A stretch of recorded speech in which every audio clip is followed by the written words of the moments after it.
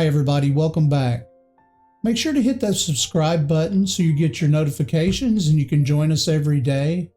And hit that like button. What it does is tells the algorithm that you like this and this will populate more of it, and it really helps us to get that message out there.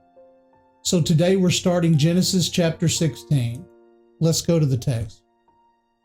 Genesis 16, Sarai and Hagar. Now Sarai, Abram's wife, had borne to him no children, and she had an Egyptian maid whose name was Hagar. So Sarai said to Abram, Now behold, the Lord has prevented me from bearing children. Please go into my maid, perhaps I will obtain children through her. And Abram listened to the voice of Sarah.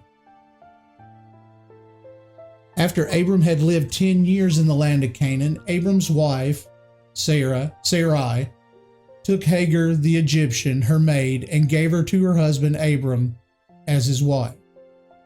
He went to Hagar, and she conceived.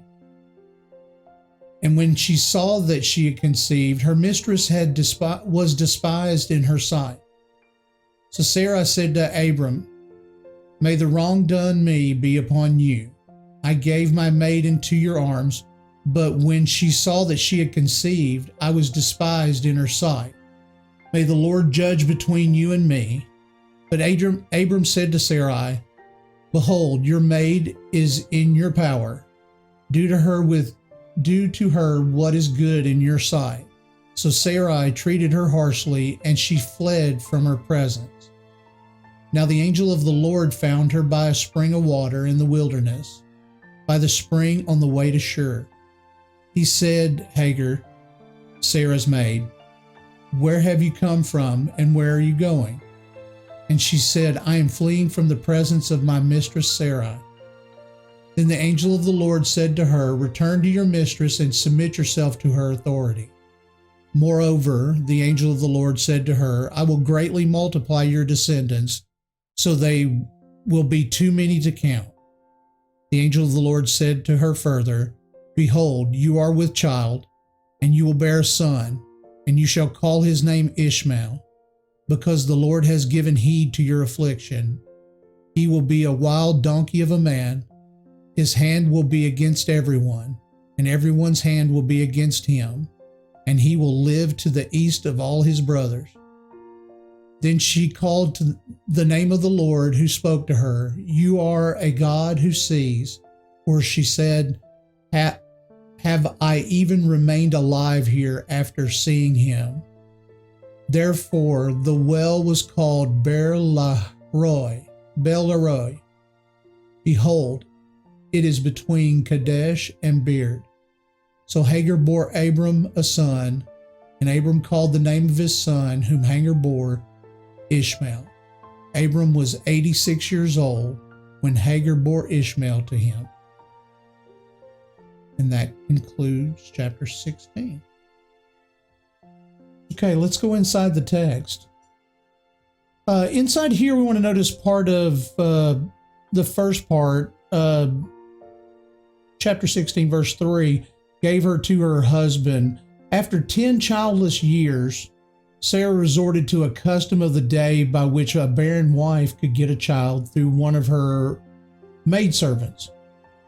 I will obtain children through her. Abram, ignoring divine reaction and assurance in his response to his earlier attempt to appoint an heir, sinfully yielded to Sarah's insistence, and Ishmael was born. So we see another instance when Abram didn't listen to God, trust to God. They came up with another way.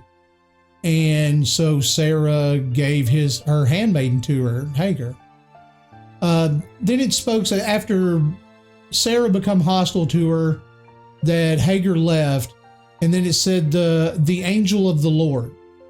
This special individual spoke as though he were distinct from Yahweh, yet also spoke in the first person as though he were indeed to be identified as Yahweh himself. With Hagar recognizing that in seeing this angel, she had seen God. Others had the same experience, came to the same conclusion, and it'll show you let's see, I guess later on, chapter 22, verse 11 through 18, 31, in Exodus, Numbers, and Judges, and in Kings. The angel of the Lord who does not appear after the birth of Christ is often identified as the pre-incarnate Christ. It mentions Shur being south of Palestine, east of Egypt, so we're seeing where they're starting to move. And then we get down towards the end. It gives some references. You'll see where it's given a description of Ishmael, how he's supposed to be a wild donkey of a man. Then you've got down to third, recognizing the angel as God and ascribing the new name to him arose from Hanger's astonishment and having been an object of God's gracious attention. Then you see down towards the end, we're going to see a break. It mentions the age of Abram is 86 years old. Abram was 75 when he left Haran. There would be a 13-year interval between chapter 16 and when chapter 17 picks up. And that concludes everything for Genesis 16. Look forward to you coming back for Genesis 17.